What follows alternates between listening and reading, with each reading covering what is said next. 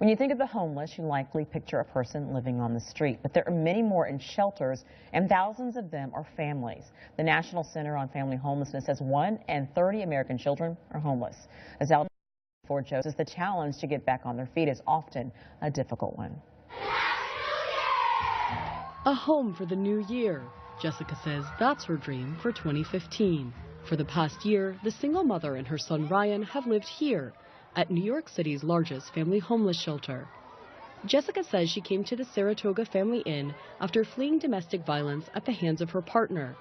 She asked us not to use her last name for her safety. At first it was very depressing, but as time went by and I started going back to school and just got a job today, it seems like it's getting brighter. And Jessica isn't alone. Families like hers are the fastest growing segment of the homeless population. It's a crisis that's hit hard here in New York. The city operates more than 150 family shelters like this one. According to New York City's homeless data, more than 59,000 people sleep in shelters like this one on any given night. And almost half, some 25,000 of them, are children. Michael Fahey has helped run the program here for decades.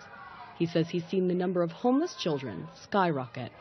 Nationwide, it's estimated that it's 2.5 million. It's getting worse, and something's got to be done to make it easier for the children and the families to transition. But Michael says homelessness isn't just a housing issue, which is why Saratoga offers counseling, job training, daycare, and after-school programs right here. Caring for each family costs the city about $30,000 per year. Wendy and her son Juwan have lived here for 3.5 years. She also asked us not to use her last name. They came here after Wendy lost her job at a nearby hospital. They think homeless people are the dirty bums out on the street. You know, you see them on subways, they're sleeping on subways, they're smelly, and they look scary. That's not what most of the homeless people look like. They look like me. They look like my son. If you saw me walking out in the street, you know that I live in a shelter. Now, she and Juwan are leaving the shelter for their very own apartment. Being without a home just made me feel really lost. And when I went to my apartment today, I just sat there for about an hour, and I was so elated and so happy.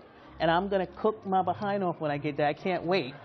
A wait, Wendy says, has been long and hard, but makes coming home this year even sweeter. Kaylin Ford, Al Jazeera, New York.